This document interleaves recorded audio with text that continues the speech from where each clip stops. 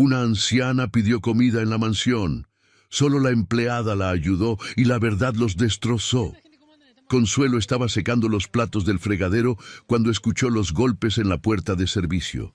No eran golpes fuertes, eran golpes suaves, tímidos, el tipo de golpes que da a alguien que no está seguro de si tiene derecho a tocar una puerta. Dejó el trapo sobre la barra, se secó las manos en el delantal y caminó por el pasillo de servicio que conectaba la cocina con la entrada trasera de la mansión de las Lomas. Un pasillo estrecho con piso de cemento que nadie de la familia usaba, porque la familia entraba por el recibidor de mármol y las puertas de vidrio blindado que daban a la calle principal. La puerta de servicio era de metal gris, sin chapa decorativa, sin mirilla, sin timbre. La única forma de llamar era golpear con los nudillos, y alguien estaba golpeando. Consuelo abrió. La mujer que estaba del otro lado parecía haber llegado caminando desde un lugar muy lejano y muy largo.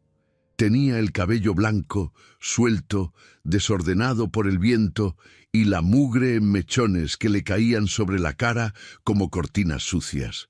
La ropa era una combinación de prendas que no combinaban entre sí.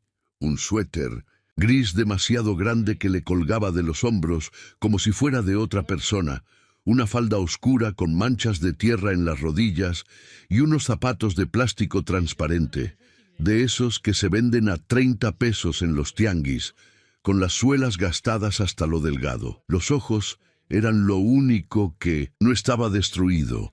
Los ojos de esa mujer eran oscuros, hundidos en unas cuencas que la delgadez había vuelto demasiado profundas, pero tenían un brillo que no era de locura, ni de fiebre, ni de desesperación. Era el brillo de alguien que todavía sabe quién es, aunque el mundo haya decidido olvidarla. Señorita, ¿me podría regalar un poco de comida? La voz le salió rasposa, quebrada en los bordes, como una tela que alguien rasgó despacio. Por favor, nomás un taquito, lo que sea.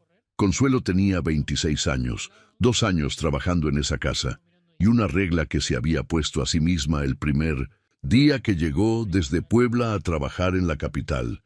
Si alguien toca la puerta pidiendo ayuda, se abre.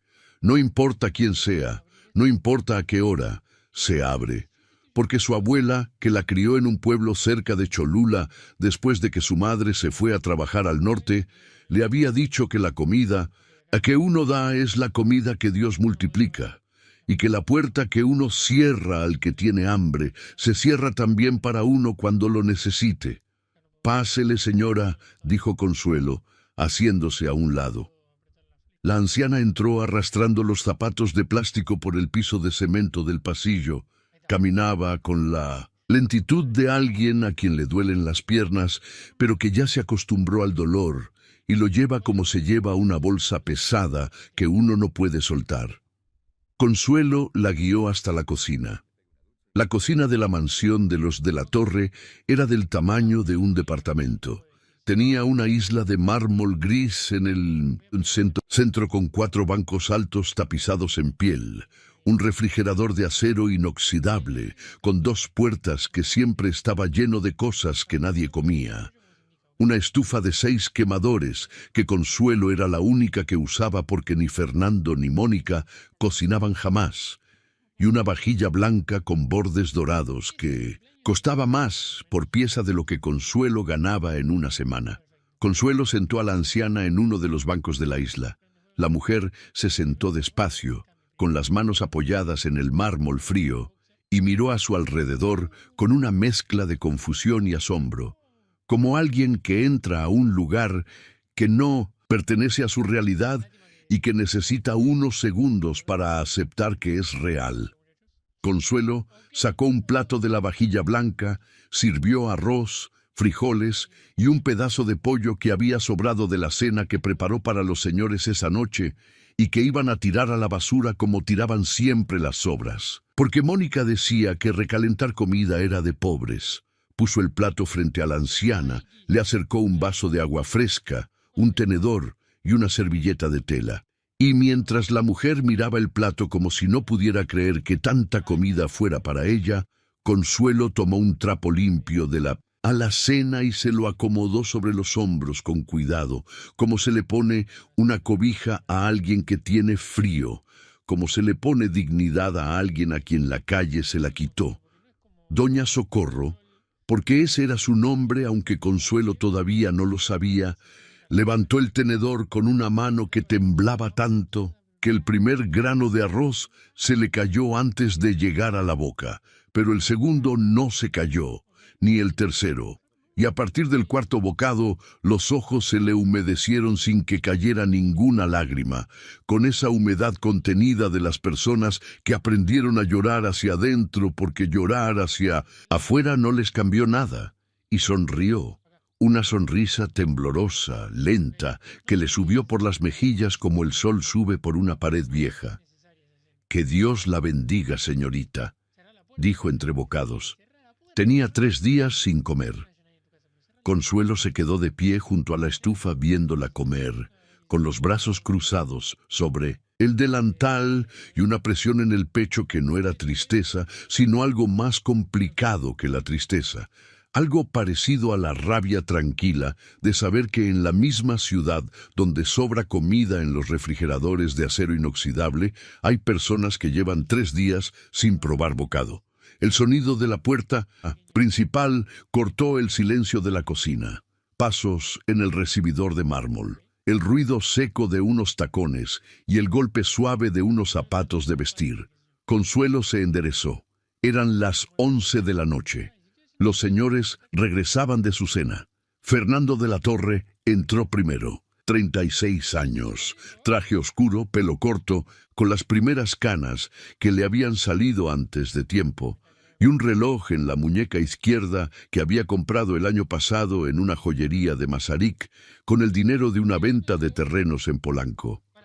Detrás de él venía Mónica Santander, su esposa, con un vestido negro que le quedaba como si hubiera sido cosido sobre su cuerpo, el teléfono en la mano izquierda y un bolso de marca colgando del brazo derecho que costaba más que la renta mensual de Consuelo. Los dos escucharon las voces antes de llegar a la cocina. Mónica fue la primera en asomarse por la puerta. «¿Qué es esto?». La voz le salió con ese tono que usaba cuando algo no estaba donde debía estar, cuando un plato estaba mal puesto, o una toalla estaba torcida, o cualquier cosa en su campo visual le recordaba que el mundo no siempre obedecía sus instrucciones. «¿Quién es esta mujer? ¿Qué hace sentada en mi cocina comiendo de mi vajilla?». Consuelo abrió la boca para explicar, pero no le dio tiempo. «Llama a seguridad», le dijo Mónica a Fernando, sin dejar de mirar a doña Socorro, como si fuera una mancha en el mármol que alguien había olvidado limpiar. Fernando no llamó a seguridad, no se movió. Se quedó parado en la puerta de la cocina con las llaves del coche todavía en la mano derecha, mirando a la anciana que seguía comiendo despacio, sin haber levantado la vista del plato, como si la voz de Mónica fuera un ruido más entre todos los ruidos del mundo que ya no le importaban. Y algo le pasó a Fernando en la cara que Mónica no vio porque estaba demasiado ocupada buscando el número de la empresa de seguridad en su teléfono, pero que Consuelo sí vio desde donde estaba parada junto a la estufa. Fue un cambio sutil. Un movimiento involuntario en los músculos de la frente, un parpadeo más lento de lo normal, una tensión en la mandíbula que no era de enojo, sino de algo que venía de más abajo, de un lugar que no tenía nombre, pero que Consuelo reconoció porque ella también lo había sentido alguna vez. La sensación de estar viendo algo que debería reconocer, pero que no puede ubicar, como una palabra que uno tiene en la punta de la lengua y que no sale por más que la busque. Fernando miró a la anciana durante 5 segundos. Los ojos hundidos, el cabello blanco, las manos temblorosas sosteniendo el tenedor. Algo en ese rostro le removió algo adentro que no había sentido en años.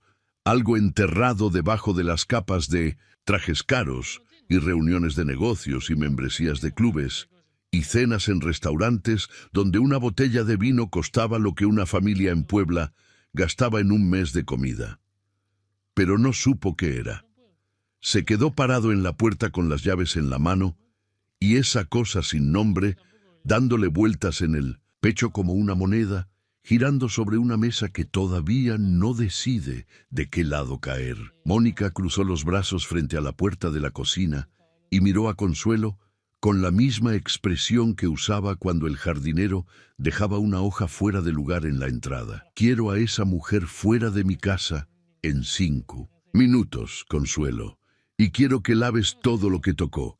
Plato, vaso, cubiertos, banco, todo, con cloro. Consuelo no se movió. Tenía las manos juntas sobre el delantal y la barbilla levantada. No con desafío, sino con la firmeza de alguien que sabe que lo que está a punto de decir le puede costar el trabajo, pero que lo va a decir de todas formas.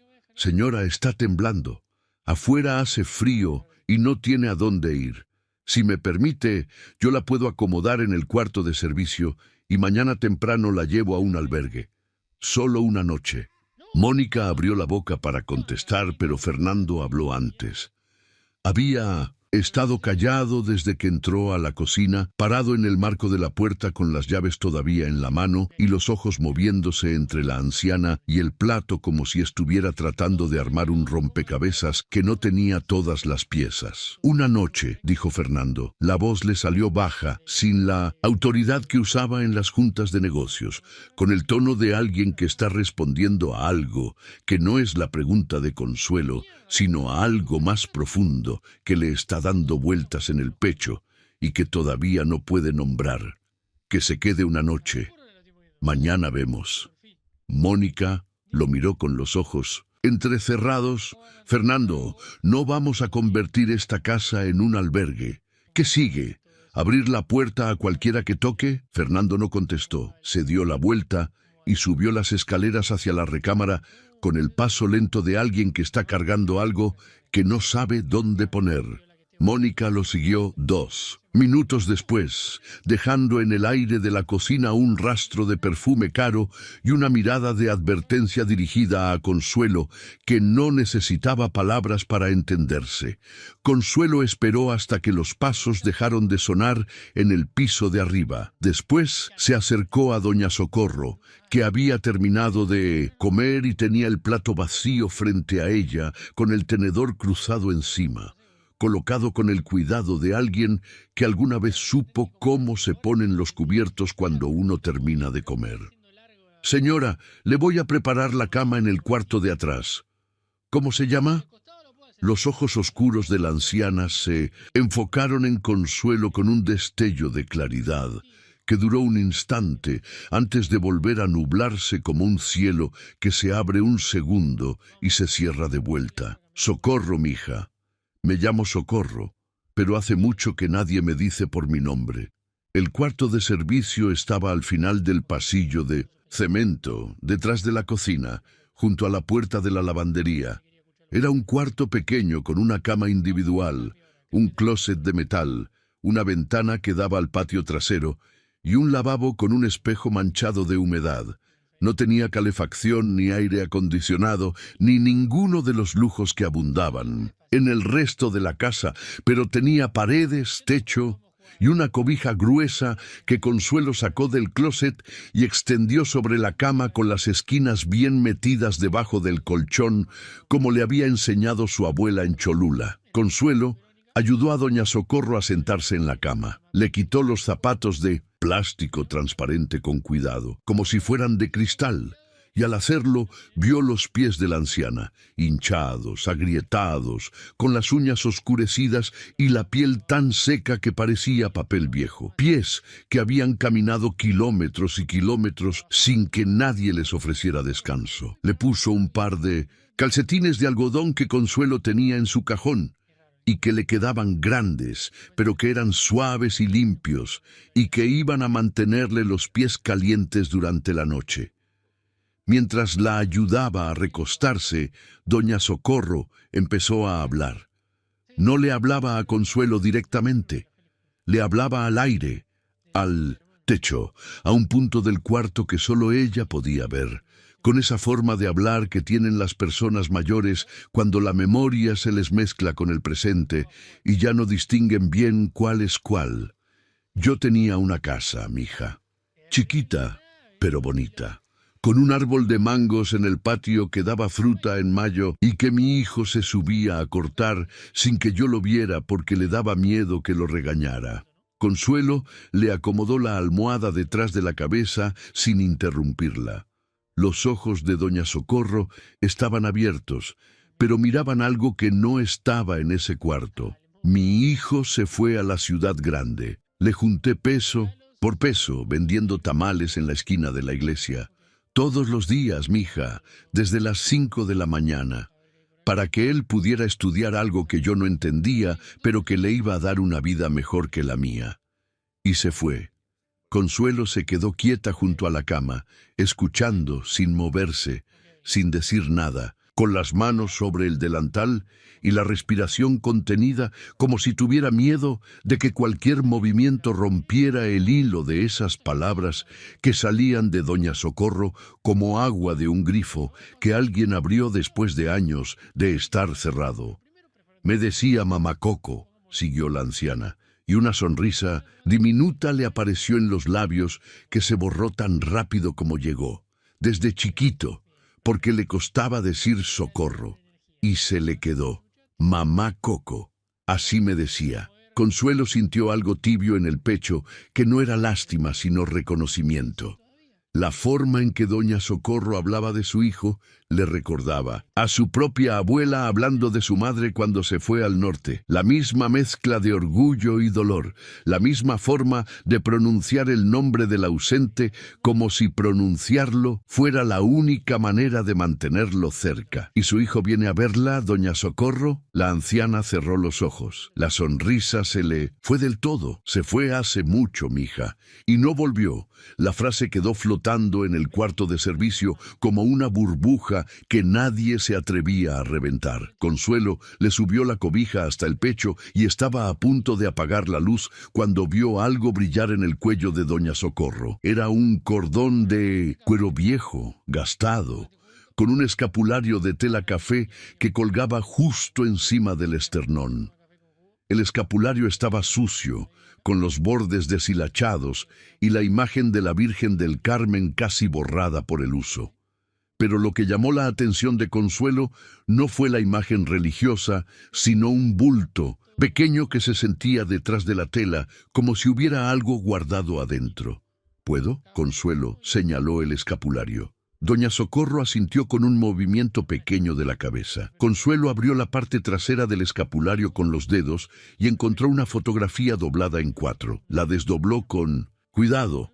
Era una foto vieja, impresa en papel fotográfico, que se había puesto amarillo por los años y por el sudor del cuerpo que la había cargado contra el pecho durante quién sabe cuánto tiempo. La imagen mostraba a un niño de unos 8 años, moreno, flaco, con el pelo cortado al ras y una sonrisa enorme que le ocupaba toda la cara. Estaba parado frente a una casa humilde de paredes de concreto sin pintar, con un techo de lámina y un árbol grande atrás que podía ser de mangos. El niño tenía las manos sucias de tierra y los pies descalzos sobre un piso de tierra, y miraba a la cámara con la confianza de un niño que no sabe que es pobre porque todavía no aprendió que eso es algo de lo que debería avergonzarse. Consuelo miró la foto durante unos segundos. Después, la dobló con el mismo cuidado con el que la había abierto, la puso de vuelta en el escapulario y lo acomodó sobre el pecho de doña Socorro. No le dio importancia. Era una foto vieja de un niño que podía ser cualquier niño en cualquier pueblo de México. La guardó en su memoria como se guardan las cosas que uno ve, pero que no entiende todavía, en ese cajón mental donde se acumulan las piezas sueltas que solo tienen sentido cuando aparece la pieza que las conecta. Que descanse, doña Socorro, dijo Consuelo. Mañana vemos cómo la ayudamos. Apagó la luz, cerró la puerta del cuarto de servicio y caminó por el pasillo de cemento hacia la escalera que subía a la planta alta, donde dormía en un cuarto que la familia le había asignado junto a la lavandería del segundo piso. En el piso de arriba, detrás de la puerta cerrada de la recámara principal, Fernando estaba acostado en la cama con los ojos abiertos y la luz del baño filtrándose por debajo de la puerta. Mónica dormía a su lado con la mascarilla facial puesta y el teléfono cargando en la mesita de noche. Pero Fernando no podía dormir. Y no era por el café que había tomado en la cena, ni por los pendientes de la oficina, ni por la voz de Mónica que todavía le zumbaba en la cabeza, reclamándole que había dejado a una indigente dormir en su casa. Era por algo más viejo que todo eso, algo que estaba enterrado en un lugar tan profundo de su memoria que ni siquiera sabía que seguía ahí.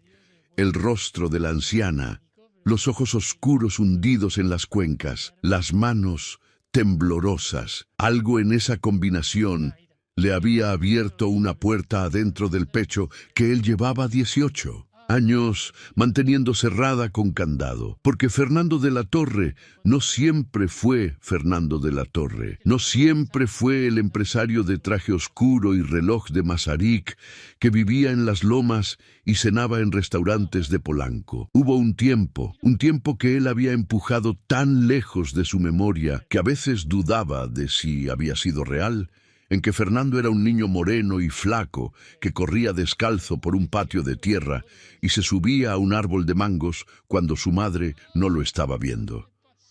Un niño que comía tamales de verde con epazote sentado en un escalón de concreto mientras su madre le limpiaba la boca con la esquina de su mandil.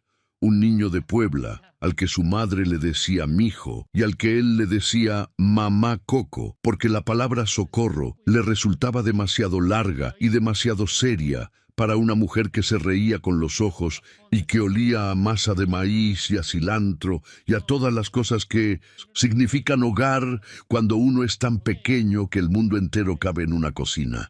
Pero ese niño se fue a la capital a los 18 años con una maleta de tela y una beca que su madre pagó vendiendo tamales. Y la capital lo cambió, no de golpe sino despacio, capa por capa, como la lluvia que erosiona una piedra sin que la piedra se dé cuenta. Primero fueron los compañeros de la universidad que se burlaban de su acento. Después fue la vergüenza de decir de dónde venía. Después fue el primer traje que se compró con el dinero de su primer trabajo y la forma en que la gente lo trataba diferente cuando lo usaba. Y después fue Mónica y el padre de Mónica, un hombre de negocios de las Lomas, que le dijo un día, en la terraza de su casa, con una copa de coñac en la mano: «Mira, Fernando, si quieres llegar lejos en esta ciudad, tienes que soltar el lastre, esa vida de pueblo, esas costumbres, esa gente. Eso ya no te corresponde». Y Fernando soltó las llamadas a Puebla que eran cada vez menos frecuentes, soltó las visitas que eran cada vez más cortas, soltó el acento que fue limando hasta que ya no se le notaba, y al final, sin saber exactamente cuándo ni cómo, soltó a su madre. No con una despedida, ni con una pelea, ni con una decisión consciente. La soltó de la forma en que se sueltan las cosas cuando uno deja de sostenerlas, en silencio, sin ruido, sin que nadie se dé cuenta hasta que ya es demasiado tarde. 18 años sin ir a Puebla, 18 años sin escuchar la voz de su madre. 18 años pensando que el pasado era algo que se podía cerrar, como se cierra un cajón, y olvidar como se olvida una dirección vieja. Pero esa noche, acostado en su cama de las Lomas, con la mascarilla de Mónica brillando en la oscuridad como una máscara blanca, Fernando sintió que el cajón se estaba abriendo solo, y adentro había un olor a tamales, un árbol de mangos y una voz que lo llamaba mijo. A las 7 de la mañana del día siguiente, Mónica bajó a la cocina con el teléfono en la mano y la cara de alguien que no durmió bien y que va a hacer pagar a otros por eso. Consuelo ya estaba ahí preparando el desayuno.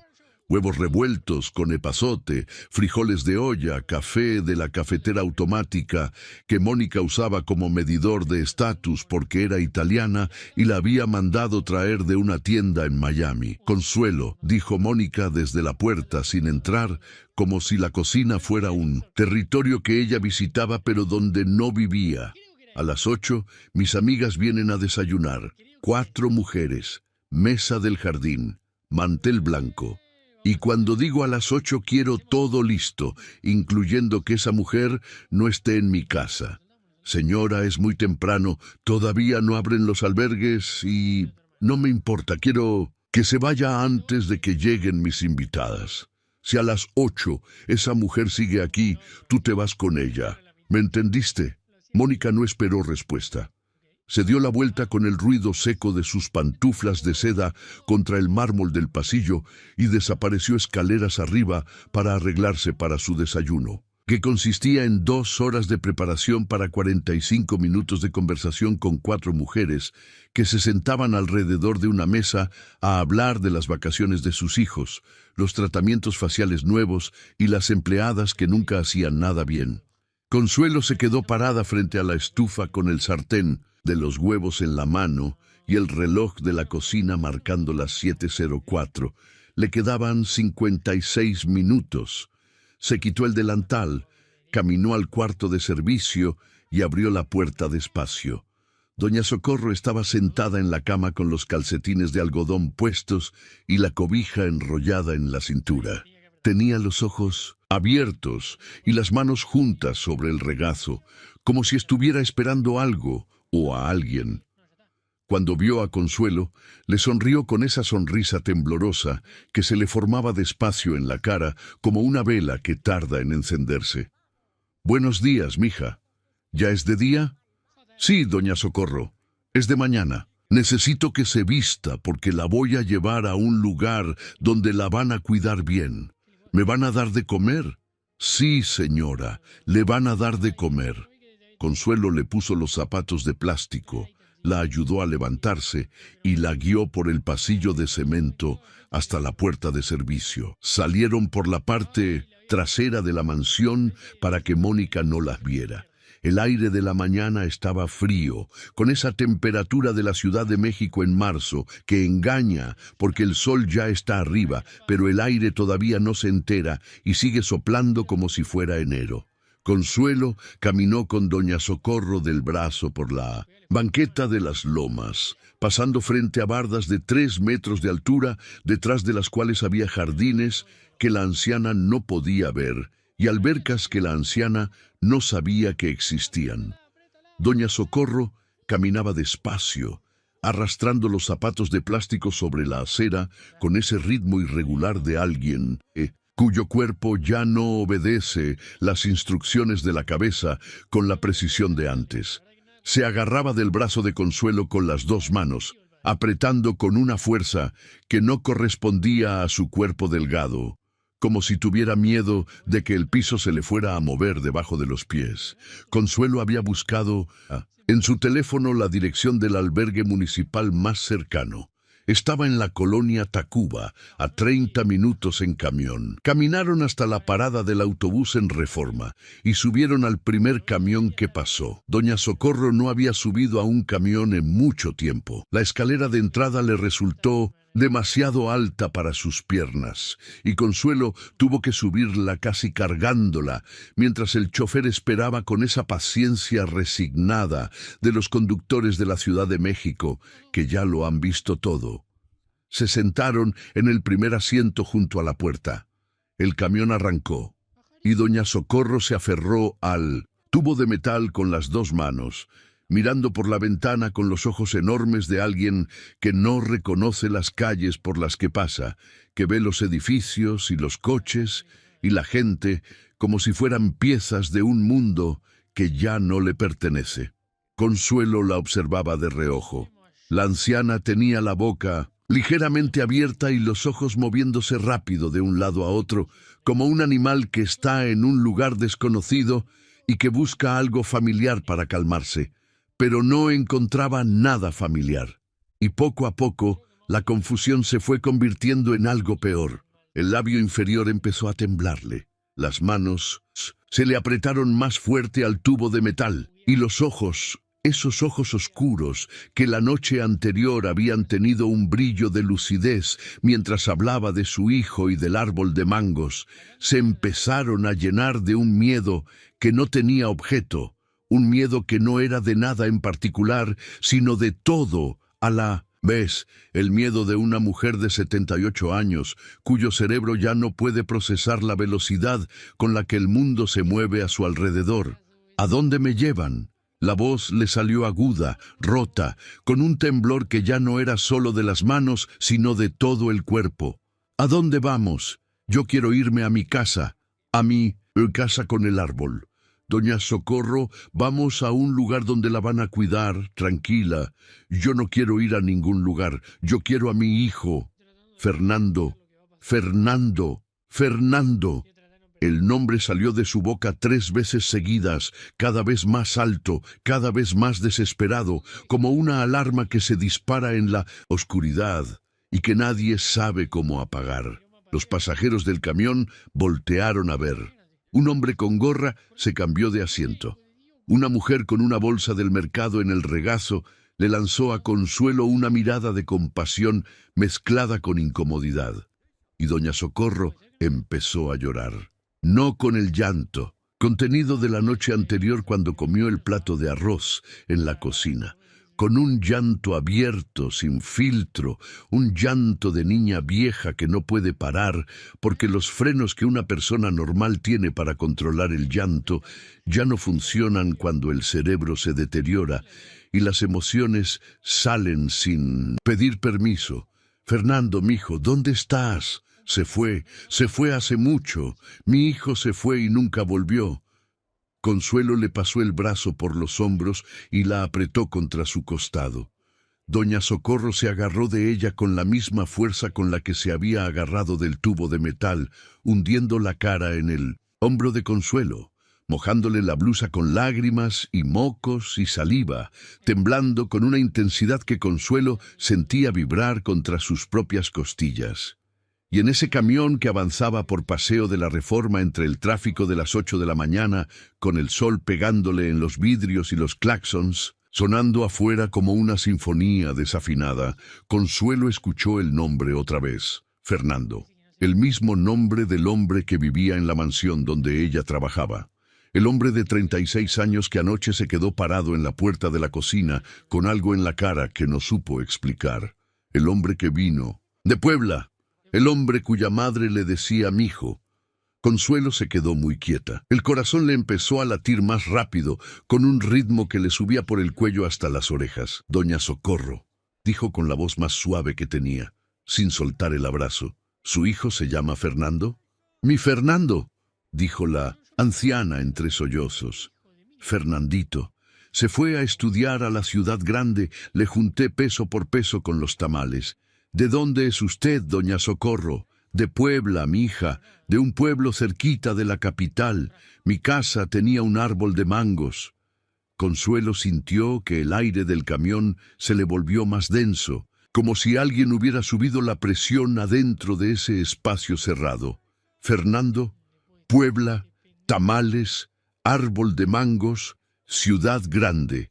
Cada palabra era un eslabón de una cadena que se estaba formando frente a ella, eslabón por eslabón, y que la estaba llevando hacia una conclusión que le parecía imposible, pero que cada detalle nuevo hacía menos imposible y más real. ¿Cuántos años tiene su hijo, doña Socorro? La anciana se limpió la cara con el dorso de la mano. El llanto se le estaba calmando, reemplazado por un agotamiento que le pesaba en los párpados. No sé, mija. Cuando se fue era un muchacho. Tenía 18. Eso fue hace mucho, mucho tiempo. 18 años atrás, Fernando de la Torre tenía 18 años y llegó a la Ciudad de México desde Puebla con una maleta de tela. Consuelo agarró la manija del asiento con tanta fuerza que los nudillos se le pusieron blancos. No era prueba, no era certeza. Podía ser coincidencia. En Puebla hay miles de mujeres que vendieron tamales para mandar a sus hijos a estudiar. miles de casas con árboles de mangos, miles de Fernandos que se fueron a la capital y nunca volvieron. Pero la foto del escapulario, el niño moreno, flaco, descalzo, frente a la casa humilde con el árbol atrás. Esa foto no era de cualquier niño. Consuelo la había visto anoche con sus propios ojos y la había guardado en el escapulario sin darle importancia. Y ahora esa foto le ardía en la memoria como una brasa que alguien dejó encendida y que de repente empezó a calentar todo lo que tenía alrededor. «Chofer», dijo Consuelo levantando la voz, «en la próxima me bajo, por favor». El camión se detuvo en la esquina de Reforma y Juárez. Consuelo bajó con doña Socorro del brazo, ayudándola a descender los escalones con el mismo cuidado con el que la había subido. La anciana ya no lloraba. Se había quedado con esa expresión vacía que le aparecía cuando los episodios de confusión la dejaban agotada, como una pantalla que se apaga después de un cortocircuito. Consuelo se paró en la banqueta de Reforma con el brazo de una anciana de 78 años enganchado al suyo, el tráfico rugiendo a su alrededor y una decisión que tomar en los próximos 30 segundos. A la izquierda estaba Tacuba, el albergue municipal, una cama en un cuarto compartido con otras 20 personas, un plato de comida al día y la certeza de que una mujer con deterioro cognitivo iba a desaparecer en el sistema de asistencia social como desaparecen miles de ancianos cada año en esta ciudad, tragados por la burocracia y la indiferencia, hasta que alguien encuentra su nombre en una lista que ya nadie revisa.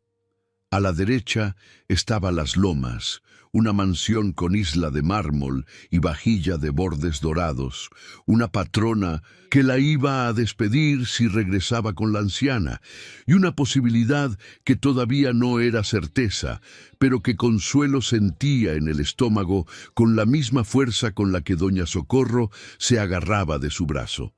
Consuelo giró a la derecha. Caminó hasta la parada del camión que iba de regreso hacia Las Lomas con doña Socorro pegada a su costado y una voz adentro de la cabeza que le decía que lo que estaba haciendo era una locura, que iba a perder el trabajo, que no tenía pruebas de nada, que Fernando podía ser cualquier Fernando. Pero otra voz, más antigua, la voz de su abuela que le hablaba desde Cholula con la autoridad de una mujer que crió 7 nietos y nunca se equivocó cuando se trataba de hacer lo correcto, le decía algo distinto. Le decía que a veces uno no necesita pruebas para saber que algo es verdad, que a veces el corazón ve lo que los ojos todavía no pueden ver, y que si soltaba la mano de esa anciana en una esquina de Reforma para no perder un empleo, iba a cargar esa decisión como una piedra en el pecho hasta el último día de su vida. Regresaron a la mansión por la puerta de servicio a las 8:47. Las amigas de Mónica ya estaban en el jardín, sentadas alrededor de la mesa con mantel blanco que Consuelo había preparado antes de salir, riendo entre sí con esa risa de mujeres que saben que alguien les va a servir el desayuno sin que tengan que mover un dedo. Consuelo metió a doña Socorro al cuarto de servicio, cerró la puerta y le dijo en voz baja: «Quédese aquí, doña Socorro. No haga ruido. Yo le traigo de comer ahorita». La anciana se sentó en la cama y asintió con la obediencia cansada de alguien que lleva mucho tiempo haciendo lo que los demás le dicen sin preguntar por qué. Consuelo se puso el delantal, se acomodó el pelo y salió al jardín con una charola de jugos y una sonrisa que le costó más esfuerzo que cualquier otra cosa que hubiera hecho en su vida, porque adentro de ella una cadena de eslabones se seguía formando. Fernando, Puebla, tamales, árbol de mangos, mamá Coco, 18 años. Y en un cuarto al final del pasillo de cemento, una mujer de 78 años, con un escapulario contra el pecho, estaba acostada mirando el techo con los labios moviéndose en silencio, repitiendo el nombre de un hijo que tal vez dormía a 40 metros de distancia, separado de ella por 2 pisos, un pasillo de mármol y 18 años de silencio. Consuelo esperó hasta el jueves por la mañana. 2 días con doña Socorro escondida en el cuarto de servicio. 2 días cocinando doble porción de todo sin que Mónica se diera cuenta. 2 días inventando excusas cada vez que la señora preguntaba por qué el cuarto de servicio estaba cerrado con llave. El jueves, Fernando salió a las 7 de la mañana a una junta con inversionistas en Santa Fe, y Mónica se fue a las 9 a su clase de pilates en Polanco. La casa quedó vacía por primera vez en la semana. Consuelo tenía 2 horas. Subió al segundo piso por la escalera de servicio que conectaba la cocina con el pasillo donde estaban las recámaras y el estudio de Fernando. El estudio era una habitación con piso de duela oscura, un escritorio de caoba, una silla de piel giratoria y 2 libreros que iban del piso al techo llenos de libros que Fernando no leía, pero que Mónica había comprado por metro porque la decoradora le dijo que los libreros, vacíos, dan mala impresión. Consuelo nunca había entrado al estudio a hacer algo que no fuera limpiar. Conocía cada objeto de ese cuarto porque lo sacudía 3 veces por semana. El portarretratos con la foto de la boda de Fernando y Mónica, el pisapapeles de cristal con forma de pirámide que era un regalo del suegro, la lámpara de bronce que costaba más que el sueldo mensual de Consuelo. Pero había un cajón que nunca había podido abrir, el segundo cajón del lado izquierdo del escritorio, el que tenía una cerradura pequeña de bronce que siempre estaba cerrada, y cuya llave Consuelo no tenía. Nunca le había importado lo que había adentro, hasta ahora. Consuelo se arrodilló frente al escritorio y examinó la cerradura. Era pequeña, del tipo que se abre con una llave de maletín. Buscó en el cajón de arriba, que sí abría, y entre clips, plumas, una memoria USB y un cargador de celular viejo, encontró una llave pequeña de bronce pegada con cinta adhesiva al fondo del cajón, como si alguien la hubiera escondido ahí para no perderla, pero también para no tener que verla todos los días. La llave entró en la cerradura con un clic suave. El cajón se abrió. Adentro había una caja de cartón del Pincintos, tamaño de una caja de zapatos, sin etiqueta, sin marca, con las esquinas aplastadas por el tiempo y una capa de polvo que le dijo a Consuelo que nadie había abierto esa caja en años. La sacó del cajón, la puso sobre el escritorio y levantó la tapa. Lo primero que vio fue una foto suelta, sin marco, impresa en el mismo tipo de papel fotográfico amarillento que había visto anoche en el escapulario de doña Socorro. La imagen la hizo detener la respiración. Un niño de unos 8 años, moreno, flaco, con el pelo cortado al ras y una sonrisa que le ocupaba toda la cara. Estaba parado frente a una casa humilde, de paredes, de concreto sin pintar, con un techo de lámina y un árbol grande atrás. Un árbol de mangos. El mismo niño. La misma casa, el mismo árbol, la misma foto. Consuelo sacó su teléfono del bolsillo del delantal, fue al cuarto de servicio. Abrió el escapulario de doña Socorro, que dormía en la cama con la boca abierta y un ronquido suave que le salía de la nariz. Sacó la foto doblada en 4, la llevó al estudio y la puso junto a la foto de la caja sobre el escritorio de caoba. Las 2 fotos, una al lado de la otra, sobre la madera oscura del escritorio, donde Fernando firmaba contratos de millones de pesos. No eran parecidas, eran la misma imagen tomada desde el mismo ángulo con la misma luz. El mismo niño, la misma sonrisa, la misma casa, el mismo árbol, la misma madre que le dijo al fotógrafo del pueblo que le tomara una foto a su hijo para guardársela y que mandó imprimir 2 copias, una para ella y una para él. Consuelo se sentó en la silla de piel de Fernando con las 2 fotos en las manos y sintió que la cocina, la mansión, las lomas, la Ciudad de México entera se reducía al tamaño de ese escritorio donde 2 pedazos de papel de 10 por 15 centímetros contenían una verdad que iba a cambiar la vida de todas las personas que vivían en esa casa. La anciana que dormía en el cuarto de servicio, la mujer de la calle con zapatos de plástico y cabello blanco, que había llegado tocando la puerta pidiendo un plato de comida, la mujer que lloraba en un camión, repitiendo el nombre Fernando entre sollozos, era la madre de su patrón, y su patrón no la había reconocido. Consuelo puso la foto de doña Socorro de vuelta en el escapulario y la de Fernando de vuelta en la caja. Cerró el cajón con llave y pegó la llave al fondo del cajón de arriba, exactamente donde la había encontrado. Se sentó en el pasillo del segundo piso con la espalda contra la pared y las rodillas contra el pecho, y se quedó ahí 10 minutos tratando de decidir qué hacer. Podía ir directo a Fernando y decirle todo. Pero Fernando era un hombre que llevaba 18 años sin hablar de su madre, que había enterrado su pasado debajo de trajes de marca, y una esposa que se avergonzaba de cualquier cosa que no fuera de las lomas. ¿Cómo le dices a un hombre así que su madre está durmiendo en el cuarto de servicio de su propia casa? ¿Cómo le dices que la mujer a la que Mónica quería sacar, con seguridad es la mujer que vendió tamales para que él pudiera estudiar?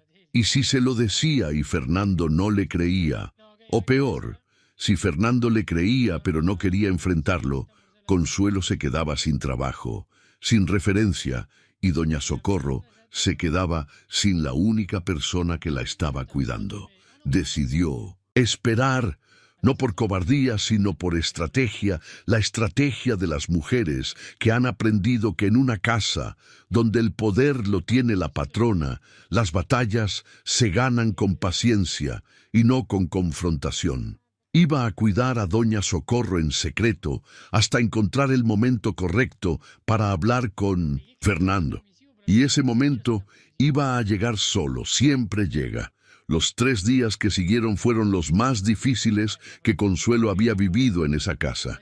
Cada mañana se levantaba a las 5, bajaba al cuarto de servicio antes de que nadie despertara y le llevaba a doña Socorro un plato de fruta, un pan dulce y un café con leche que preparaba en la cocina a escondidas. Después volvía a subir, preparaba el desayuno de los señores como si nada pasara, limpiaba la casa con la misma rutina de siempre y entre tarea y tarea bajaba al cuarto a ver cómo estaba la anciana. El primer día bañó a doña Socorro en la regadera del cuarto de servicio. Fue un proceso lento y cuidadoso que le tomó casi 1 hora porque la anciana se asustaba con el agua y Consuelo tenía que hablarle todo el tiempo con voz baja para que no gritara. Le lavó el cabello blanco con el champú que ella misma usaba. Le frotó la espalda con una esponja suave. Le cortó las uñas de los pies con unas tijeras pequeñas que sacó de su costurero y le puso ropa limpia que había sacado de una bolsa de donación que Mónica tenía lista para mandar a la iglesia. Era un pantalón de algodón gris, una blusa de manga larga color crema y un suéter azul que le quedaba grande pero que era suave y caliente. Doña Socorro se miró en el espejo manchado del baño y se tocó el pelo con las manos como si no reconociera a la persona que estaba viendo. Pero después bajó la mirada, vio la ropa limpia, se pasó las manos por las mangas del suéter y dijo algo que Consuelo tuvo que contener las lágrimas para escuchar sin quebrarse. Hace mucho que no me veía bonita, mija. El segundo día, Consuelo le lavó la ropa original de doña Socorro, el suéter gris, la falda oscura, los zapatos de plástico. Los lavó a mano en la pileta del patio trasero cuando Mónica salió a comer con sus amigas y los tendió al sol detrás de las sábanas para que nadie los viera. Mientras la ropa se secaba, Consuelo se sentó con doña Socorro y la dejó hablar.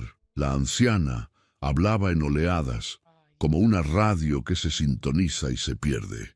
A veces hablaba con claridad perfecta sobre la receta de sus tamales, sobre el epazote que compraba en el mercado de Puebla los jueves, sobre cómo el secreto del tamal de verde estaba en la salsa y no en la masa.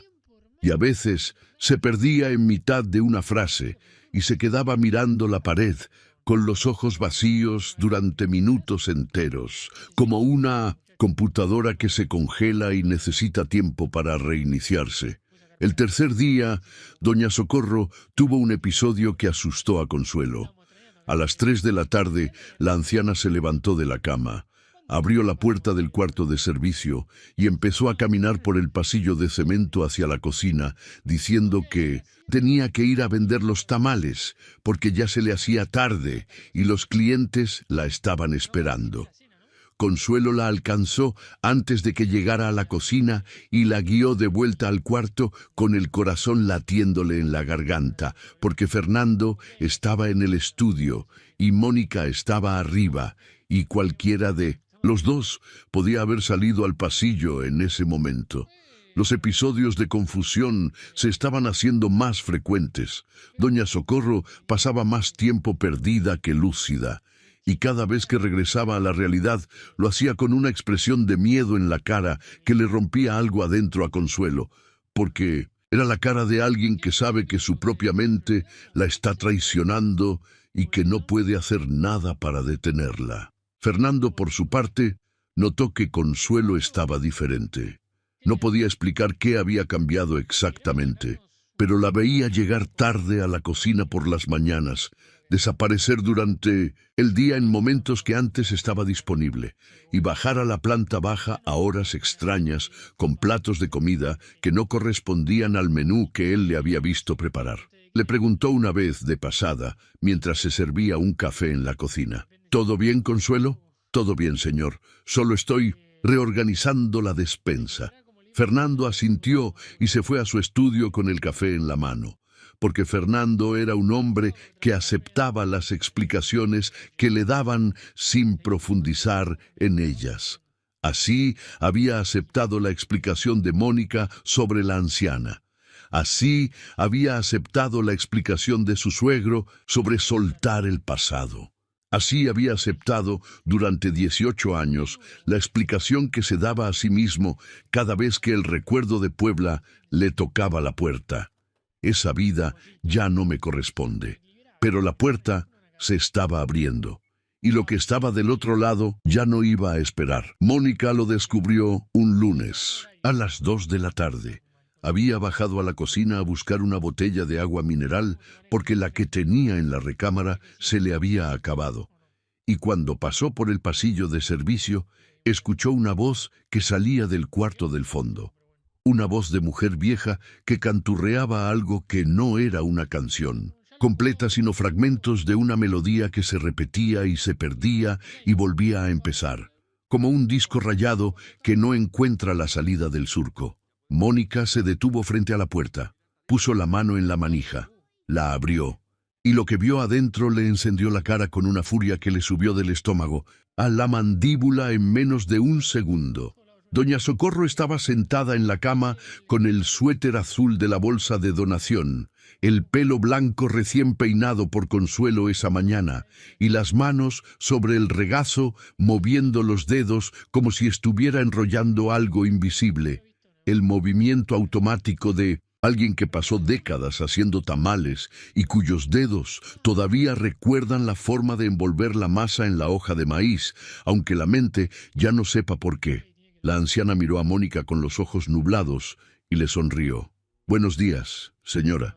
¿Me trajo mis hojas?»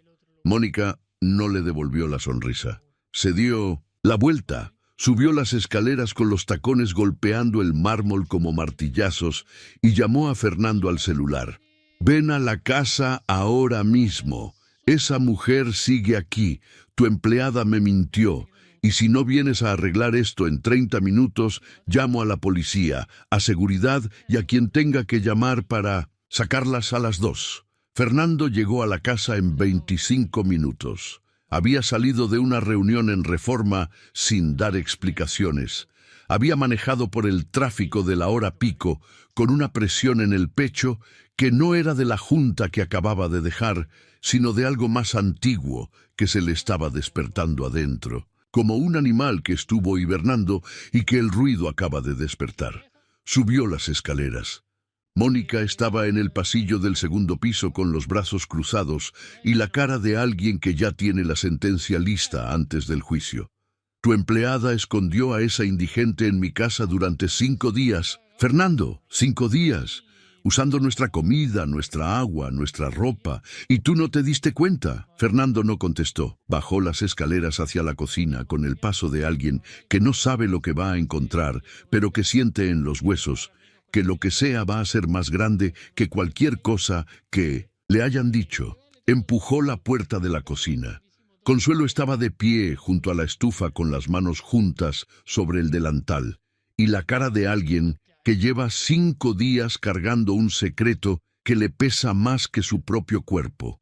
Y en el banco de la isla de mármol, sentada exactamente en el mismo lugar donde la había visto la primera noche, estaba doña Socorro. Pero esta vez la anciana no estaba comiendo. Tenía el escapulario abierto en las manos, la tela café desdoblada sobre la superficie fría del mármol y los ojos clavados en la foto del niño moreno que sonreía frente a la casa humilde con el árbol de mangos. La miraba con la concentración de alguien que está tratando de recordar algo que sabe que es importante, pero que se le escapa cada vez que cree haberlo atrapado. Fernando caminó hacia la isla. Iba a hablar. Iba a decirle a Consuelo que le explicara qué estaba pasando, que le diera una razón para no despedirla en ese instante, que le dijera por qué había desobedecido una orden directa de Mónica y había escondido a una desconocida en su casa durante casi una semana. Pero no habló, porque sus ojos cayeron sobre la foto que doña Socorro tenía en las manos, y todo se detuvo. No el reloj de la cocina, ni el zumbido del refrigerador, ni el ruido del tráfico que entraba por la ventana. Lo que se detuvo fue algo adentro de Fernando, algo que llevaba 18 años moviéndose a una velocidad que no le permitía mirar hacia atrás, algo que corría y corría para alejarse de un lugar y de una persona y de una vida que le habían dicho que ya no le correspondía. Eso se detuvo. Y cuando se detuvo, Fernando vio la foto. El niño tenía 8 años, moreno, flaco, pelo cortado al ras, sonrisa enorme, pies descalzos sobre piso de tierra, casa de concreto sin pintar, techo de lámina, y detrás un árbol de mangos con las ramas cargadas de fruta verde que todavía no estaba lista para cortarse. Fernando conocía esa sonrisa, conocía esos pies descalzos, conocía ese piso de tierra que se convertía en lodo cuando llovía y que su madre barría todas las mañanas con una escoba de varas antes de que él se despertara. Conocía ese árbol porque se subía a sus ramas cada tarde de mayo, cuando los mangos empezaban a ponerse amarillos y su madre le gritaba desde la cocina que se bajara antes de que se cayera. Y conocía esa casa porque era la casa donde aprendió a caminar, a hablar, a comer, a querer. Era su casa. Y ese niño era él. «Señor», dijo Consuelo. La voz le salió temblorosa pero firme, como una cuerda que vibra pero no se rompe. «Necesito que vea algo». Consuelo abrió el cajón de la barra donde había guardado la foto que sacó del estudio 3 días atrás.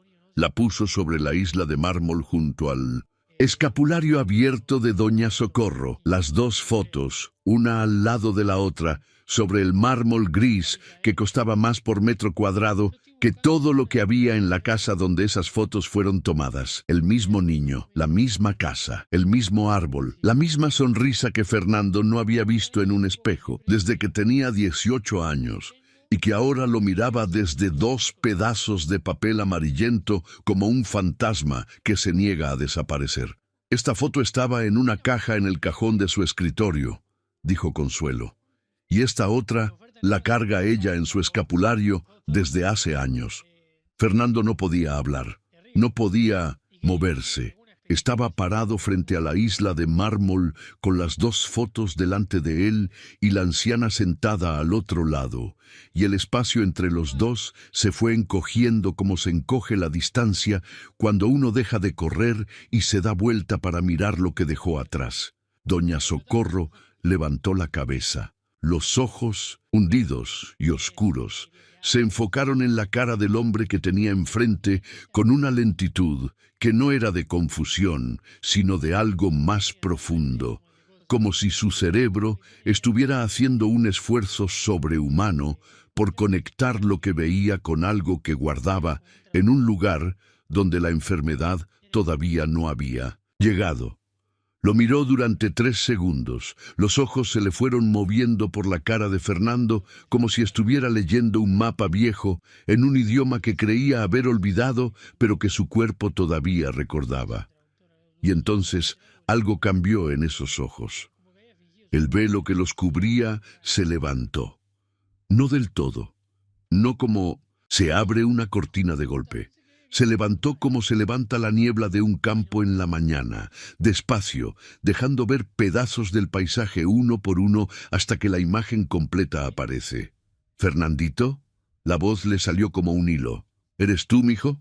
«Ya no veo bien, pero esa cara la conozco.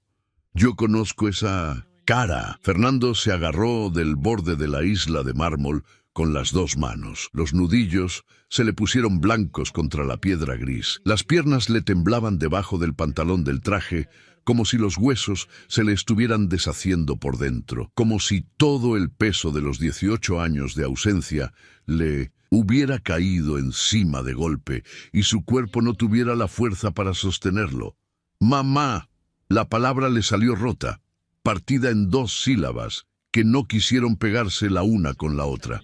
No la había dicho en voz alta desde que era un muchacho de 18 años, parado en la puerta de una casa de concreto con una maleta de tela en la mano, y su madre lo abrazó tan fuerte que él sintió los huesos de ella contra los suyos y le dijo: «Cuídate mucho, mijo, yo voy a estar aquí esperándote». Y ella había esperado 18 años, había esperado mientras él subía de puesto en puesto, de contrato en contrato, de traje en traje, construyendo una vida que no tenía espacio para una mujer que vendía tamales en la esquina de una iglesia de Puebla.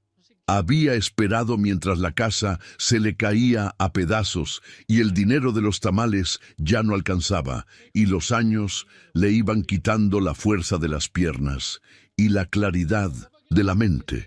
Había esperado hasta que la espera se convirtió en calle, y la calle le robó el rostro que su hijo recordaba, y un día terminó tocando la puerta de servicio de una mansión en Las Lomas, pidiendo un plato de comida sin saber que la mansión era de él. Fernando cayó de rodillas sobre el piso de la cocina. Las rodillas golpearon las baldosas con un sonido seco que retumbó en las paredes y que Consuelo sintió en el pecho como un golpe de tambor. Y se quedó ahí, arrodillado frente al banco donde su madre estaba sentada, con la cabeza a la altura de las manos temblorosas de doña Socorro, llorando con un llanto que no tenía sonido al principio, que era solo temblor de hombros y aire que entraba a empujones, hasta que el primer sollozo salió con la fuerza de algo que llevaba 18 años atrapado y que por fin encontró una grieta por donde escapar. «Perdóname, mamá». La frase salió, la frase ahogada, aplastada contra sus propios dientes. «Perdóname». Doña Socorro extendió la mano derecha, la mano temblorosa con los dedos torcidos por los años, y la puso sobre la cabeza de su hijo como la había puesto miles de veces cuando él era un niño y lloraba porque se cayó de la bicicleta o porque los otros niños le dijeron algo feo en la escuela. La puso con esa torpeza que ahora tenían sus movimientos, pero con una ternura que no necesitaba coordinación ni memoria, ni lucidez para existir, porque la ternura de una madre vive en un lugar del cuerpo que ninguna enfermedad puede tocar. «No llores, mijo, ya estoy aquí, ya te encontré». Consuelo se quedó parada junto a la estufa, con las manos apretadas contra el delantal y las lágrimas cayéndole por la cara sin que hiciera nada por detenerlas, porque no había razón para detenerlas, porque lo que estaba viendo frente a ella era algo que no se ve todos los días, ni todos los años, ni quizás en toda una vida. Un hijo arrodillado frente a la madre que abandonó, pidiéndole perdón en la misma cocina donde ella había llegado, pidiendo un plato de comida. Mónica apareció en la puerta de la cocina. Había bajado las escaleras al escuchar el llanto y se quedó parada en el marco con la boca abierta y la cara descompuesta, mirando la escena sin entender qué estaba pasando, sin entender por qué su esposo estaba de rodillas frente a una indigente llorando como un niño, sin entender que la mujer que ella había querido sacar de su casa con seguridad era la mujer que había hecho posible que Fernando existiera, que estudiara, que llegara a la capital, que construyera el imperio que le pagaba a Mónica los vestidos, las clases de pilates, las membresías del club y la vajilla de bordes dorados que doña Socorro había usado para comer el Vincent Santos, primer plato caliente que alguien le dio en días. ¿Qué está pasando, Fernando? Fernando levantó la cara. Tenía los ojos rojos, la nariz mojada y la mandíbula temblando con una fuerza que parecía capaz de romperle los dientes. Y cuando habló, la voz le salió con algo que Mónica no le conocía. La voz del niño de Puebla que llevaba 18 años enterrado debajo del empresario de las Lomas. Es mi mamá, Mónica. Es mi mamá. El médico llegó al día siguiente a las 9 de la mañana. Se llamaba Dr. Gutiérrez, era geriatra del Hospital Español y Fernando lo había conseguido a través de un contacto del Consejo de Administración de la cadena hotelera que le debía un favor. El Dr. Gutiérrez tenía 57 años, barba canosa y unas manos grandes que se movían con la delicadeza de alguien que lleva décadas tocando cuerpos frágiles. Subió al cuarto donde Fernando había movido a doña Socorro la noche anterior, la habitación de huéspedes del segundo piso que tenía una cama matrimonial con sábanas blancas, un baño completo con tina y un ventanal que daba al jardín, donde una bugambilia morada trepaba por la barda como si quisiera alcanzar el cielo. Doña Socorro estaba sentada en la cama con el suéter azul puesto y las manos sobre el regazo, mirando al doctor con la desconfianza cautelosa de los animales que han aprendido que las manos de los desconocidos no siempre traen cosas buenas. El doctor la examinó durante 40 minutos. Le revisó la presión, el corazón, los reflejos, la movilidad de las articulaciones. Le hizo preguntas simples. ¿Cómo se llama? ¿Qué día es hoy? ¿En qué ciudad estamos? Doña Socorro respondió bien a la primera, mal a la segunda, y no supo qué contestar a la tercera. Le pidió que contara de 10 hacia atrás. Doña Socorro llegó al 7 y se detuvo con la mirada perdida en un punto del techo, como si el número 6 estuviera escondido en algún lugar que ella no podía alcanzar. Cuando el doctor terminó, bajó al estudio donde Fernando lo esperaba sentado detrás del escritorio de caoba, con las manos cruzadas y la misma expresión que tenía cuando esperaba los resultados de una auditoría financiera. La cara de alguien que sabe que los números no van a ser buenos, pero que necesita escucharlos de todas formas. Señor de la Torre, su madre presenta un deterioro cognitivo moderado. No es Alzheimer, es lo que llamamos deterioro por desnutrición crónica y abandono prolongado. El cerebro, cuando no recibe los nutrientes que necesita durante meses o años, empieza a apagarse por zonas, como un edificio al que le van cortando la luz piso por piso. Fernando no se movió. La buena noticia, siguió el doctor, es que gran parte de este deterioro es reversible, con alimentación adecuada, medicación para la circulación cerebral, estimulación cognitiva diaria y sobre todo con cuidado constante, su madre puede recuperar una parte significativa de su lucidez. No va a ser la mujer que era hace 10 años, pero puede ser una mujer que lo reconozca la mayoría de los días, que sostenga una conversación, que recuerde quién es y de dónde viene. Eso sí, necesita tiempo. Y necesita a alguien que esté con ella todo el día. Fernando asintió. ¿Cuánto tiempo? Meses, quizás un año, quizás más. Depende de cómo responda al tratamiento y de la calidad del cuidado. Cuando el doctor se fue, Fernando subió al cuarto de doña Socorro. Ella estaba acostada con los ojos cerrados, pero no dormía. Tenía la mano derecha sobre el escapulario como si lo estuviera protegiendo, con los dedos apretados alrededor de la tela café que contenía la foto de un niño que ahora era el hombre parado en 1960, la puerta de la habitación mirándola con los ojos hinchados de alguien que lloró toda la noche y que no tiene intención de dejar de llorar cada vez que la mira. Fernando se sentó en la silla junto a la cama. «Mamá». Doña Socorro abrió los ojos. Lo miró, y esa mañana sus ojos no lo reconocieron. Lo miraron con la cortesía vacía de alguien que ve a un desconocido y le sonríe por educación. «Buenos días, señor. ¿Usted quién es?» Fernando se tragó el nudo que le subió a la garganta con la fuerza de un puño. «Soy Fernando, mamá. Tu hijo». «¿Mi hijo?» La anciana frunció el ceño con el esfuerzo de alguien que busca algo en un cajón revuelto y no lo encuentra. «Mi hijo se fue hace mucho, señor. Todavía no vuelve». Fernando se quedó sentado en la silla durante 1 hora, hablándole a su madre de cosas que ella no recordaba, contándole quién era él, de dónde venía, qué hacía, mientras ella lo escuchaba con la paciencia amable de quien oye una historia que no tiene nada que ver con ella, pero que le parece interesante. Y cuando Fernando se levantó para irse, doña Socorro le dijo: «Usted es muy amable, señor. Se parece a alguien que yo conocí». Esa noche, Mónica le habló por teléfono. «Fernando, esto es ridículo. Tienes a una indigente instalada en la habitación de huéspedes de nuestra casa. ¿Qué van a decir mis amigas? ¿Qué va a decir la gente del club? ¿Cómo le explico yo que mi suegra vive en la calle?» Fernando se quedó callado un momento, y cuando habló, la voz que le salió no fue la del empresario que negociaba con inversionistas, ni la del esposo que cedía ante los caprichos de su mujer para evitar conflictos. Fue una voz más vieja, más simple, más parecida a la del muchacho de 18 años que se fue de Puebla con una maleta de tela.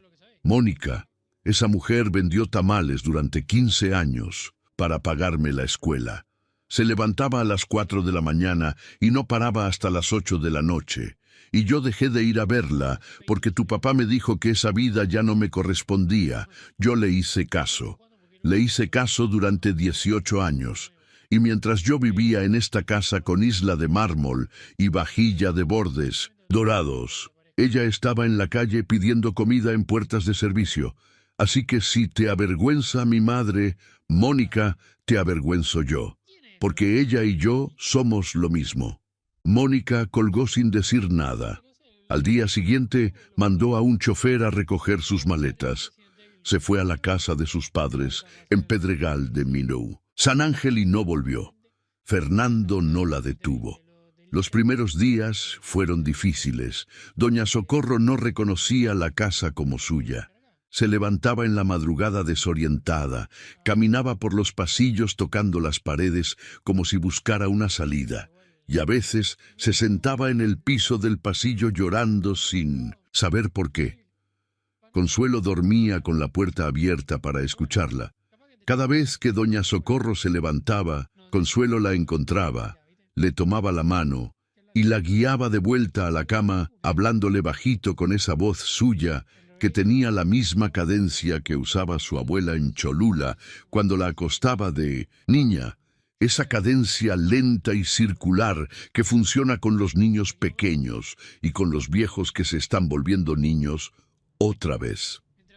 El jueves de esa primera semana, Consuelo estaba en la cocina preparando la comida cuando decidió hacer algo que no estaba en el menú que Mónica había dejado programado antes de irse. Puso una olla en la estufa, hirvió frijoles negros con un manojo de epazote que había comprado esa mañana en el mercado de la Merced, porque en los supermercados de Las Lomas el epazote no se encontraba fresco. El olor empezó a subir por la cocina en espirales lentos, llenando primero el espacio alrededor de la estufa, después el pasillo, después las escaleras, y después cada rincón de esa mansión que durante años había olido a desinfectante de lavanda y a ambientador de diseñador. Era un olor humilde, un olor de pueblo, de mercado, de cocina con piso de tierra y estufa de leña. Y un olor que no combinaba con la isla de mármol, ni con el refrigerador de acero inoxidable, ni con la vajilla de bordes dorados. Pero era un olor que tenía dentro algo que ningún ambientador del mundo podía replicar: memoria. Consuelo escuchó los pasos antes de ver a la persona, pasos lentos, arrastrando un poco los pies, bajando la escalera con la cautela de alguien que no confía del todo en sus rodillas. Doña Socorro apareció en la puerta de la cocina con la bata que Consuelo le había comprado en el tianguis y el pelo blanco despeinado de la siesta. Pero su cara era diferente, sus ojos estaban diferentes. El velo que los cubría la mayor parte del día se había levantado. No del todo, pero lo suficiente como para que lo que asomaba detrás fuera inconfundiblemente humano, inconfundiblemente presente, inconfundiblemente vivo. Doña Socorro caminó hasta la estufa, se paró junto a Consuelo, miró la olla de los frijoles y aspiró el olor con los ojos cerrados y la nariz levantada, como si estuviera respirando algo que no era vapor, sino tiempo, como si ese olor tuviera la capacidad de llevarla de vuelta a un lugar donde las cosas todavía tenían sentido.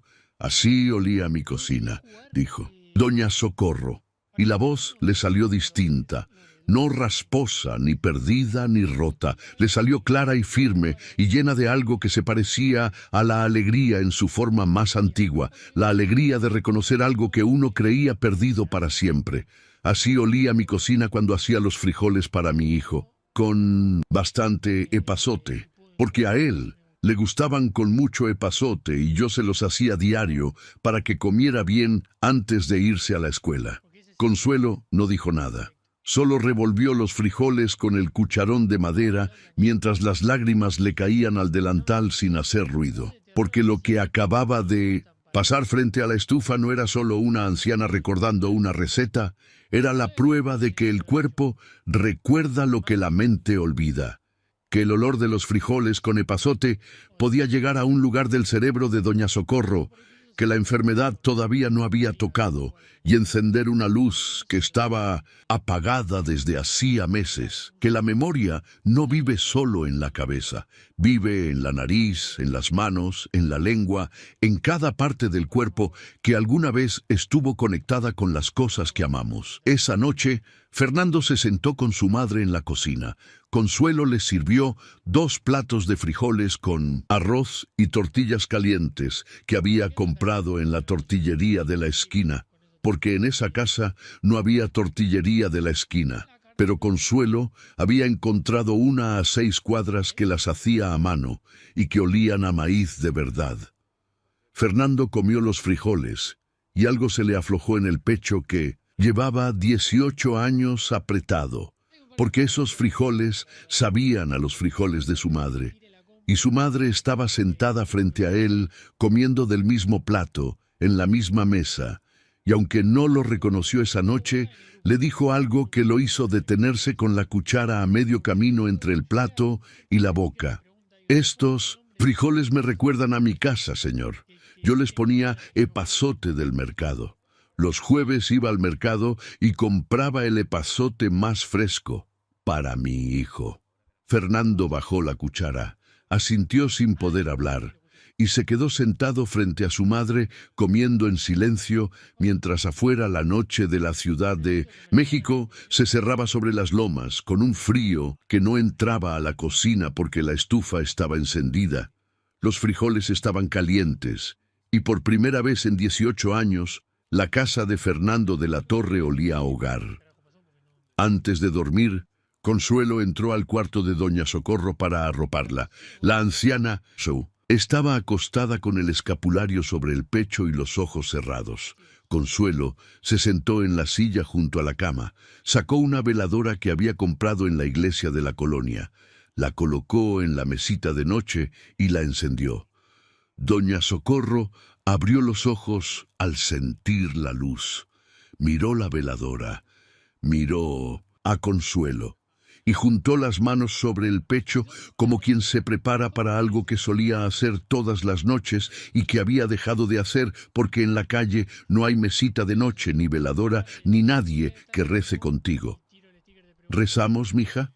Consuelo asintió, y las dos rezaron en voz baja, en un cuarto con sábanas limpias y un ventanal que daba a un jardín con bugambilias, con la llama de la veladora parpadeando entre las dos, como un puente pequeño de luz que conectaba a una mujer de 78 años que había perdido casi todo con una mujer de 26 que le estaba ayudando a encontrarlo de vuelta. 18 meses pasaron, y pasaron con la lentitud buena de las cosas que se reconstruyen a mano, como las casas viejas que alguien decide reparar ladrillo por ladrillo en lugar de tumbar y empezar de cero. Porque eso fue lo que pasó con Doña Socorro, una reconstrucción lenta, imperfecta, llena de días buenos y días malos, días de mañanas donde reconocía a Fernando y lo llamaba mijo con esa voz que le salía del fondo del pecho como una campana vieja que todavía suena, y de tardes donde lo miraba con la cortesía vacía de alguien que ve a un desconocido amable y no entiende por qué está sentado junto a su cama.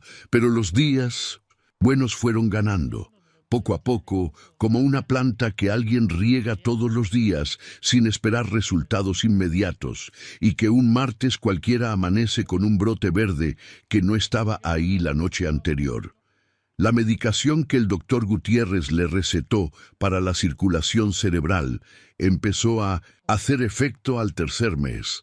La alimentación que Consuelo le preparaba con la disciplina de un reloj suizo, 3 comidas y 2 colaciones al día con las proteínas, los hierros y las vitaminas que el doctor había marcado en una lista que Consuelo pegó en el refrigerador de acero inoxidable, fue llenando los huecos que años de hambre habían dejado en el cuerpo y en la mente de Doña Socorro. Y el cuidado constante de Consuelo, que dormía con la puerta abierta y que se levantaba cada vez que Doña Socorro se despertaba confundida en la madrugada, que le hablaba con la paciencia de su abuela de Cholula, que le peinaba el pelo blanco todas las mañanas y le ponía crema en las manos agrietadas y le contaba historias de su pueblo, mientras la anciana la escuchaba a veces con atención y a veces con la mirada perdida, pero siempre con la calma de alguien que se siente acompañada. A los 6 meses, Doña Socorro reconocía a Fernando 5 de cada 7 días. A los 10 meses reconocía la casa como el lugar donde vivía y dejó de levantarse en la madrugada buscando la salida. Y a los 14 meses, un domingo de agosto, Doña Socorro se levantó a las 6 de la mañana, bajó a la cocina por las escaleras principales agarrándose del barandal con las 2 manos. Se puso el mandil que Consuelo le había comprado en el mercado de la Merced, y le dijo a Consuelo con una claridad que hizo que a la joven se le parara el corazón: «Hoy vamos a hacer tamales, mija. ¿Tienes hojas de maíz?» Consuelo tenía hojas de maíz. Las había comprado la semana anterior sin saber exactamente para qué, siguiendo un instinto que le decía que tarde o temprano iba a necesitarlas. También tenía masa de maíz del molino, chile verde, tomate, epazote del mercado, manteca de cerdo y carne de puerco. Todo lo que la receta de Doña Socorro necesitaba. Todo lo que una mujer de 78 años había guardado en las manos durante décadas de trabajo y que ni la calle, ni el hambre, ni la enfermedad habían podido borrar. Porque la memoria de las manos es diferente a la memoria de la cabeza. La cabeza olvida nombres, fechas, caras, direcciones. Pero las manos recuerdan la textura de la masa cuando está lista, la cantidad exacta de sal que se le pone sin medirla, la presión con la que se extiende sobre la hoja de maíz para que quede pareja, el pliegue que se le hace a la hoja para que el tamal no se abra cuando hierve. Las manos de Doña Socorro se movían sobre la mesa de la cocina con una seguridad que no tenían para casi nada más en su vida. temblaban para agarrar un vaso, temblaban para abrocharse un botón, temblaban para firmar su nombre en las recetas del doctor. Pero sobre la masa de los tamales, las manos de Doña Socorro no temblaban. Trabajaron juntas toda la mañana.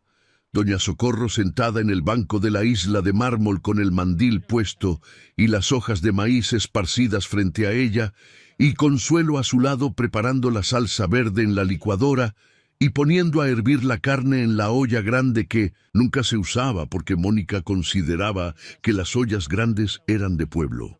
Hicieron 60 tamales.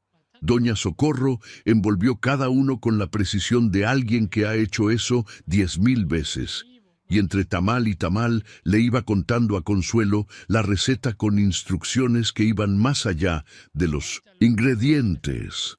El secreto no es la masa, mija, el secreto es el cariño. Si los haces con prisa, no salen. Si los haces enojada, no salen. Si los haces pensando en otra cosa, no salen. El tamal sabe a lo que uno siente cuando lo hace. Y Consuelo escuchaba con la atención de una estudiante frente a su maestra, porque eso era exactamente lo que estaba pasando. Una mujer que sabía algo que no se aprende en ninguna escuela, le estaba enseñando a otra mujer que tenía la humildad de aprender. Desde ese domingo, los tamales se volvieron tradición. Cada domingo, Doña Socorro y Consuelo se levantaban temprano y cocinaban juntas en la isla de mármol que alguna vez fue el escenario de una anciana comiendo un plato de arroz con manos temblorosas y que ahora era el taller donde esas mismas manos envolvían tamales que Fernando se comía con los ojos cerrados porque cada mordida le devolvía un pedazo de la infancia que había intentado borrar durante 18 años. Consuelo estudiaba geriatría los sábados en la Universidad La Salle, con una beca que Fernando le había conseguido cuando ella le dijo que quería aprender a cuidar mejor a Doña Socorro. No lo dijo como quien pide un favor, lo dijo como plantea un proyecto. Señor, yo quiero estudiar para hacer mejor mi trabajo. Si usted me ayuda con la inscripción, yo pongo el tiempo y el esfuerzo. Fernando no solo pagó la inscripción, pagó la beca completa, los libros y el transporte.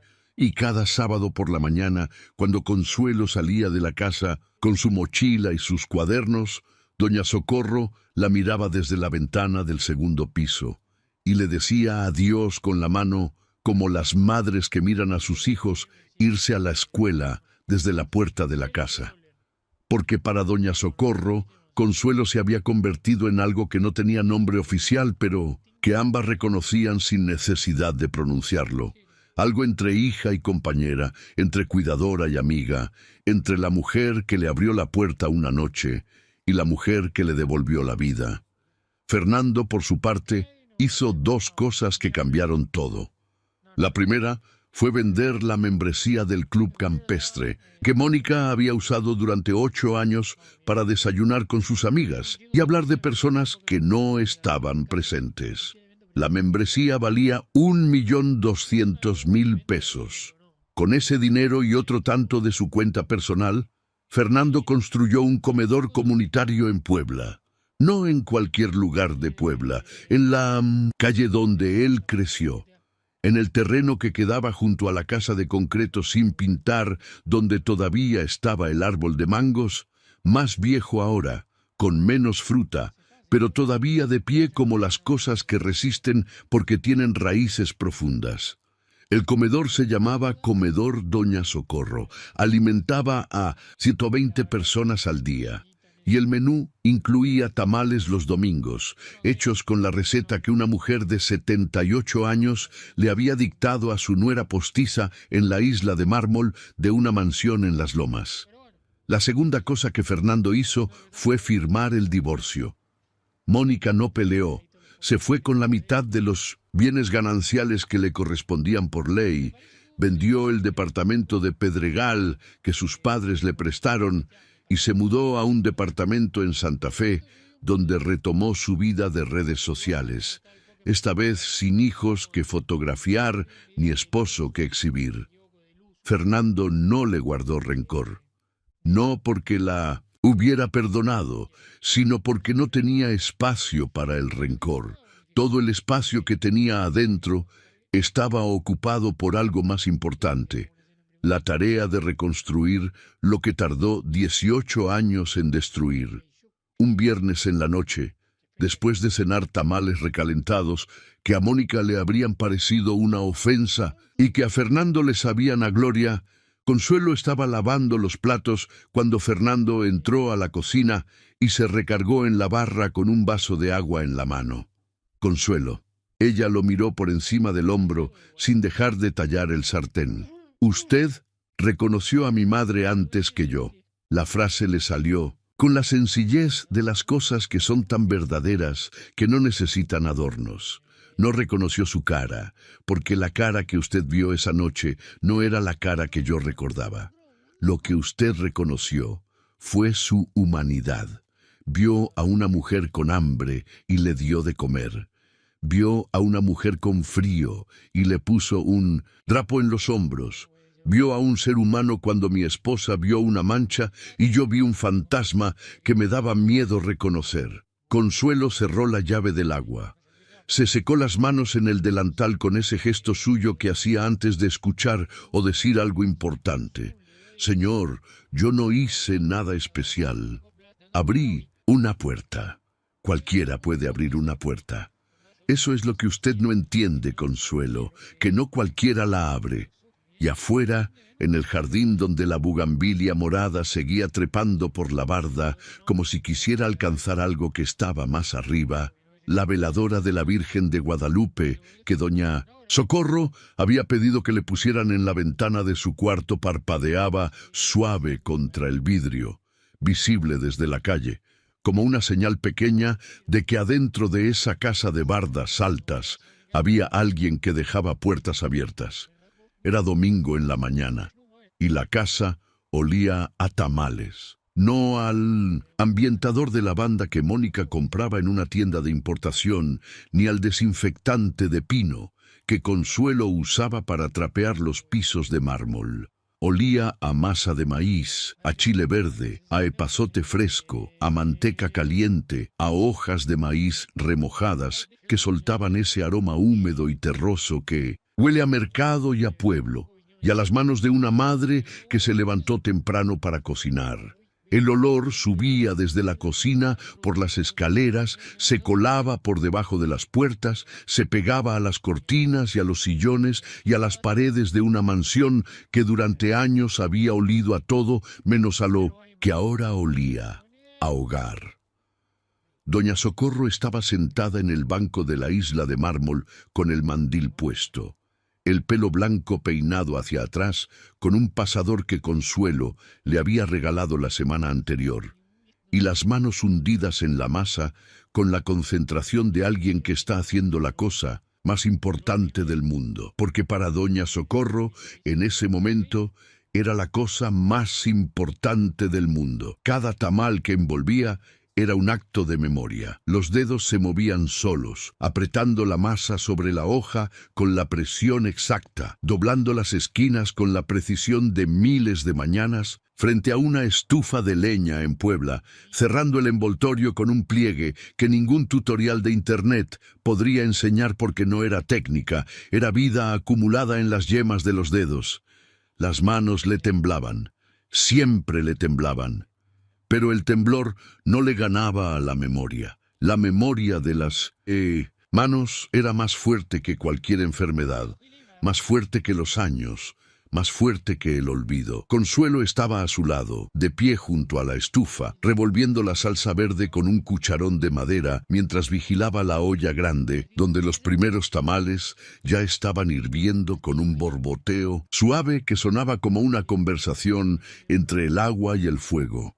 Tenía el delantal manchado de salsa verde en la orilla y un mechón de pelo que se le había soltado del recogido y le caía sobre la frente, y lo soplaba hacia arriba cada 2 minutos sin soltarle el cucharón a la olla, porque Consuelo era de las personas que no sueltan lo que tienen en las manos hasta que terminan lo que están haciendo.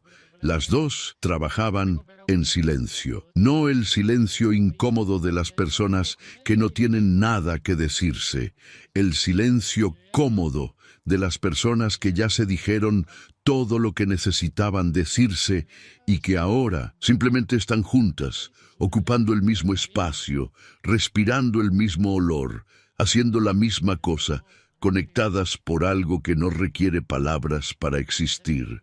El sonido de los pasos en la escalera rompió el silencio. No eran pasos rápidos ni pesados.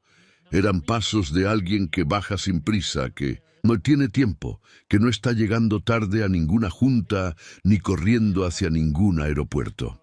Fernando apareció en la puerta de la cocina con una camiseta y un pantalón de algodón que Mónica nunca le habría permitido usar fuera de la recámara. El pelo despeinado del sueño y los pies descalzos sobre las baldosas frías de la cocina. Los pies descalzos de un hombre de 37 años que alguna vez fue un niño descalzo en un patio de tierra y que ahora, 19 años después, había encontrado el camino de vuelta al lugar donde todo empezó, no al lugar físico, al lugar del alma donde uno es quien realmente es.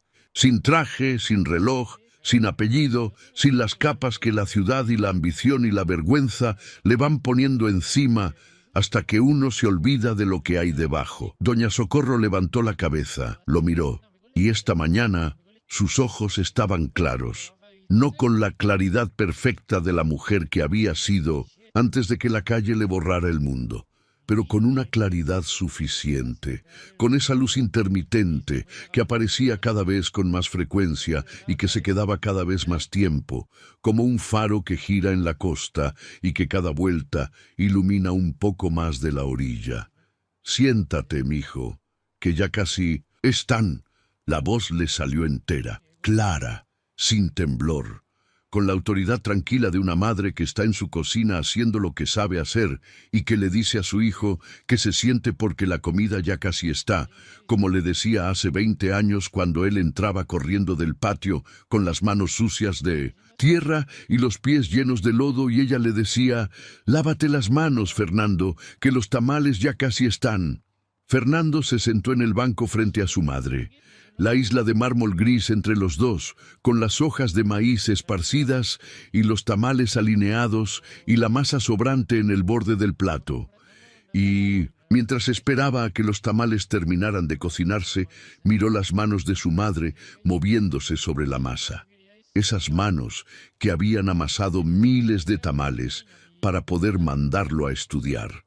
Esas manos que se habían agrietado y encogido y torcido por los años y por la calle. Esas manos que una noche tocaron la puerta de servicio de su propia casa pidiendo un plato de comida.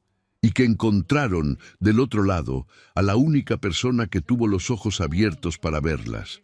Porque a veces la persona que más necesitamos en la vida no llega en un coche de lujo, ni con un contrato en la mano, ni con una promesa envuelta en palabras bonitas. A veces llega de noche, con frío, con hambre, tocando una puerta con los nudillos porque no hay timbre, pidiendo nomás un taquito, lo que sea.